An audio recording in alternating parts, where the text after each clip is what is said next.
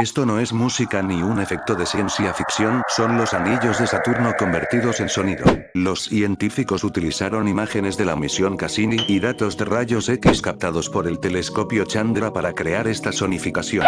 Este fue el resultado.